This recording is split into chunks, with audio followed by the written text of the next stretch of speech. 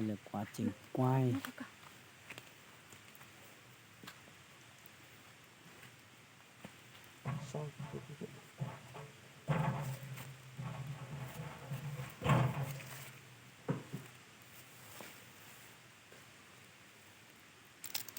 Trước khi quay phải vệ sinh sạch sẽ.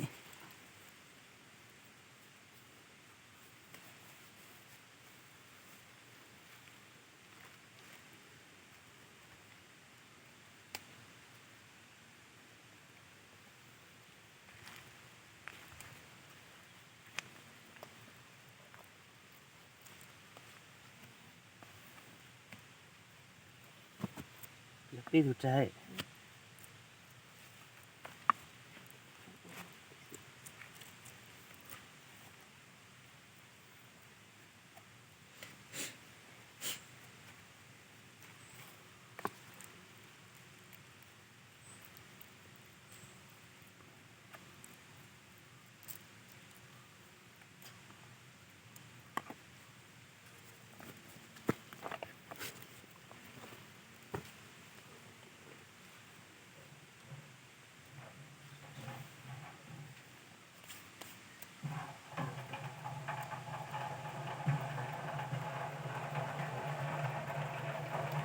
Qua áo đồng căng.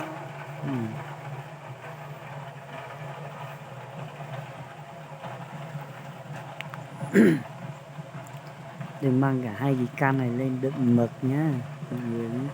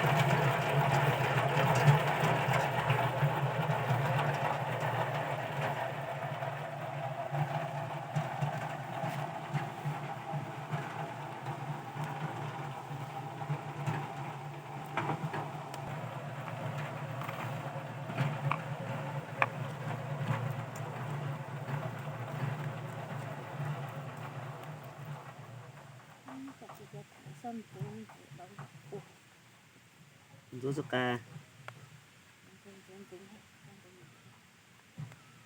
Rô rô. Rô rô.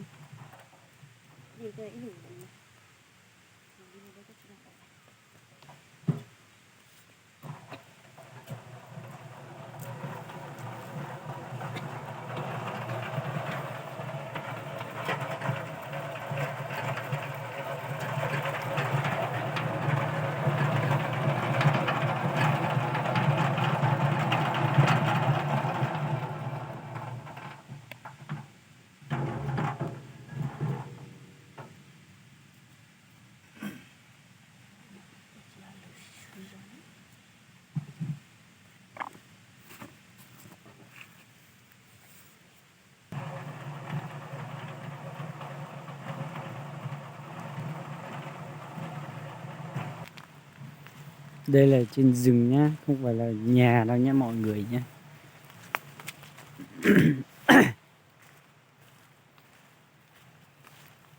Không phải hẳn, không hẳn là trong rừng già, nhưng mà đây giờ là rừng rồi. Cách nhà từng khoảng 10 mấy km. Này sẽ đi lấy tiếc.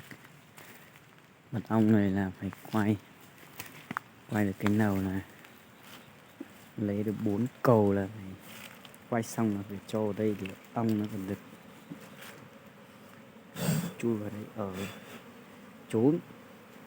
Một phát lấy hết thì ong trốn hết.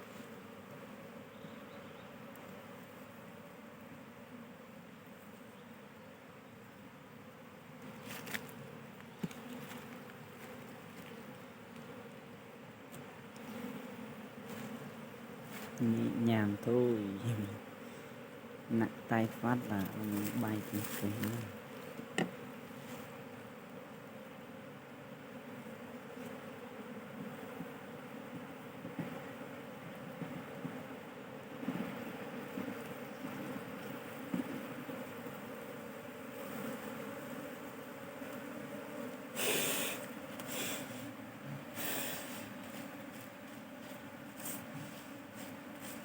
Mà mình lên buổi sáng nên là ông nó chưa bay nhiều. Buổi chiều chiều nắng lên thì ông bay nhiều lắm.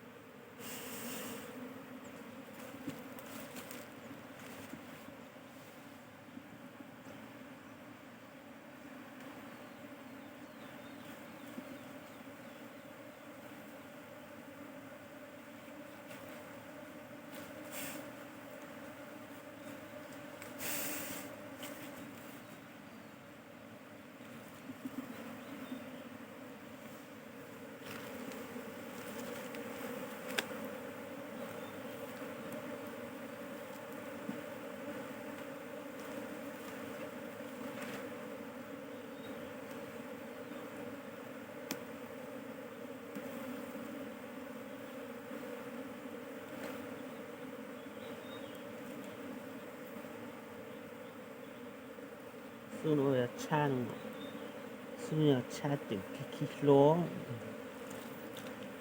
Tối nay là tối mới. Lúc mình mới bắt đầu bắt trên rừng vế thì mình phải buộc cái xác ong này vào cái cầu này thì ong ấy ở chỗ này. Không buộc cái cầu này vào là ong không ở trong này.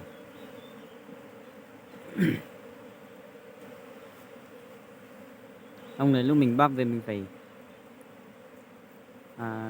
các cái đôi của ông chúa, không các cái cánh của ông chúa chứ không ong không chịu ở trong này. Chết lại các chân mũi em á. Đây là xong một tổ rồi nhé.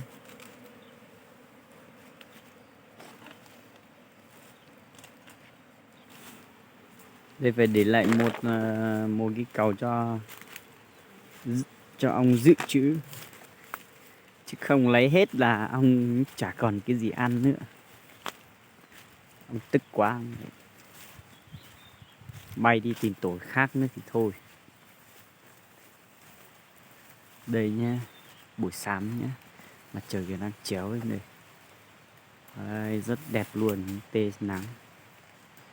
Đây. Này tiếp tục vào lấy tổ này tiếp.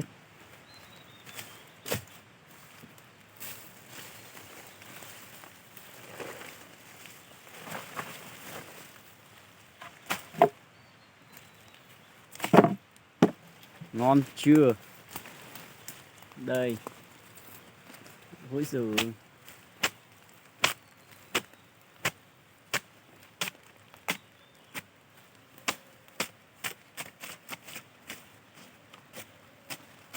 làm tổ cho gà kiến. Đây tổ này cũng là tổ mới nhé.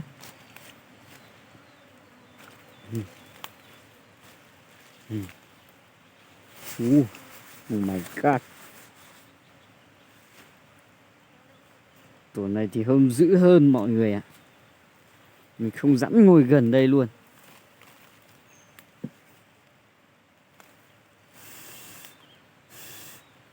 Ông này dữ quá.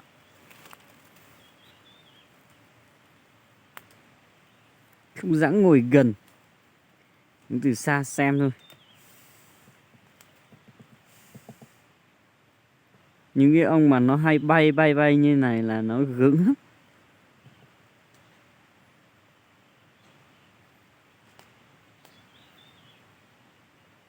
Khiếp. Chỉ có ông thợ người ta mới dám chui vào đây thôi. Hôm nay mình không có cái gì đồ bảo hộ nên là không dám đến gườm. Gườm là tí ông lại cho phát. Ngon.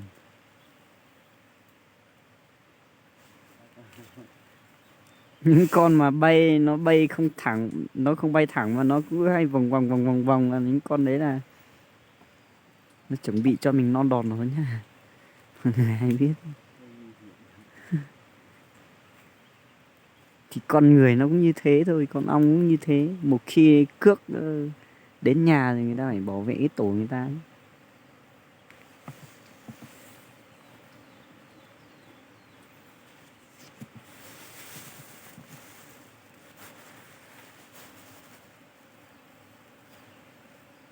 Một khi lấy được như thế này thì mình sẽ không sợ nữa. Mà lúc chưa lấy được ra thế này cạy phát ra ong nó.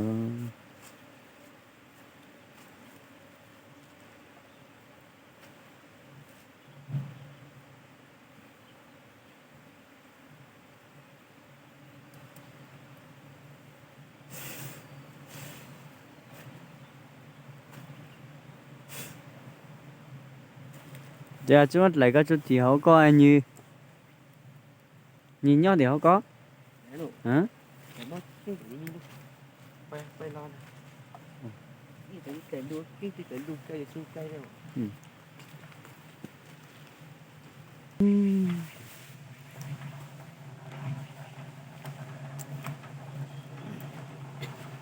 Gậy ông đợt lâm ông thanh niên nó bị một chưởng.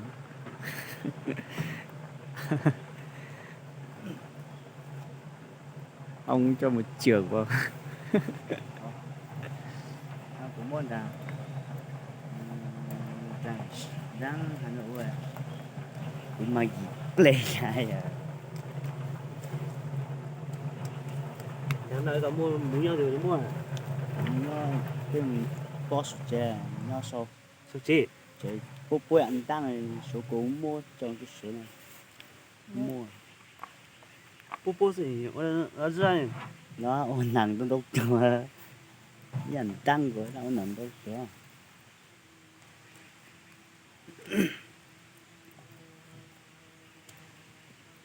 anh chạy rằng chế rồi.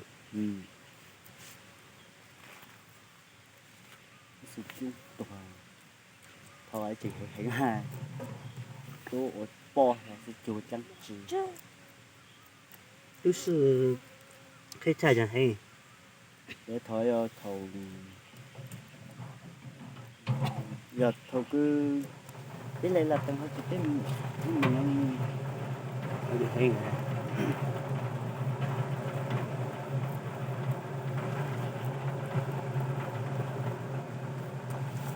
有时候都有太痛了，有时候拿奥布来就直接就，所以我想着太痛，所以就什么种都痛，就给人摸，就给这么个摸哈，给大家包摸，给给摸。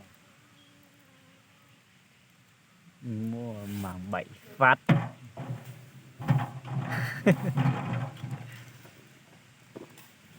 Nhưng để mà trước lệ nó tăng cả tôi tăng tăng một thằng cho số lấy Tốt mà hơi lấy bỏ chân dậy Đi bộ nhà. mất gốc của xăm lệ lệ bây giờ